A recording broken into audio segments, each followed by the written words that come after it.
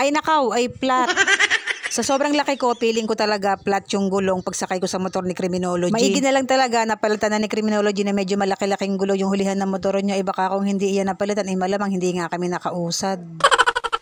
Kahapon namin yan ganap at uuwi nga kami ni Criminology ng bayan para nga bumili ng mga lulutuin namin para sa Biyernes Santo, Sabado de Gloria at sa linggo ng Pasko ng Pagkabuhay. At syempre para makapunta ka sa bayan, madadaanan mo tong ginagawang daan dito sa may amin. Sobrang lapad niya, pwedeng daanan ng sasakyan, merong motorbike lane kaya siguro ang tagal magawa. Pagdating naman namin ng Pagan ay ayan, sobrang daming humps at ito nga yung ginagawang daan noon kaya hindi nakakadaan ng mga motorista and thankfully natapos na kaya naman eto nakadaan na nga rin kami. Pagdating naman namin sa bayan ay ayan, nagpark lamang kami sa may grocery sa may suki namin. Meron siyang bayad pero dahil suki nga kami ay hindi na nga kami pinagbabayad. Pagkatapos naming magparking ay eto pumunta na nga kami sa loob ng palengke at una nga naming pinuntahan ay itong ang gulayan. Suki na kami dito kaya naman inabot ko lamang yung paktura at mamaya ko na nga yan babalikan pagkatapos nga naming mamili. Sunod ko naman pinuntahan ay itong ang bilihan ng niyog. Bumili lamang ako ng 3 piraso, pinabaa ko siya pero hindi ko muna siya pinakudkod. Bumili na nga rin ako nitong 2 piling na saging na saba at medyo berde nga yung pinili ko kasi nga hindi pa naman namin siya lulutuin. Pagkatapos ko makabili ng niyog, ng saging na saba, ay naghanap naman ako na mabibilan ko ng langka. At nung makakita naman ako ng langka, ay ayan sabi ko pagbilhan niya ako ng 30 pesos pero nung guhitin na ay 37 pesos pala. Kinuha ko na nga rin dahil wala naman ako ibang pagpipilian dahil madalang nga nagtitinda ng langka. At eto nga yung langka na 37 pesos, grabe yung inflation sa Pilipinas.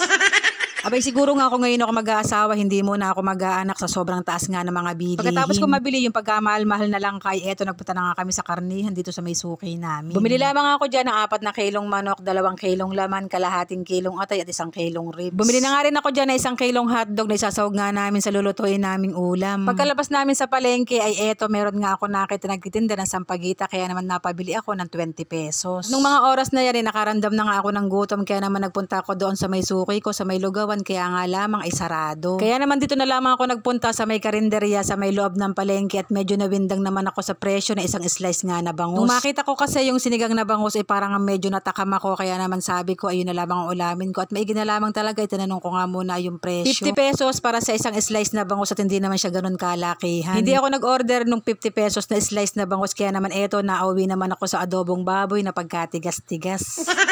Pauwi na kami at tapos na nga kaming mamili pero eto napadaan naman ako sa nagtitinda ng mga tsinelas. Maganda yung tsinelas, meron siya mga bilog-bilog sa apakan ng paa at nakakawala nga daw ng arthritis. So eto na nga pauwi na kami at grabe sobra yung init, hindi man lang kami nakapagdala ng jacket, ng sombrero kasi akala nga namin makakauwi nga kaagad kami. At paglampas naman namin ng Pagan ay ayan katulad pa rin ng dati bumababa ako sa motor ni Criminology para nga maglakad. Mabuti na lang talaga kahit nga medyo mainit ay malakas nga yung hangin kaya naman hindi mo ramdam yung init. Yung mga dinadaanan ko na tabing dagat na yan, pagdating ng mga ilang araw sa Sabado de Gloria ay mapupuno na nga yan ng mga naliligo. Kahit nga yung tubig na yan ay nangingitim na nga sa burok, abay hindi yan palalampasin ng mga taga rito sa amin.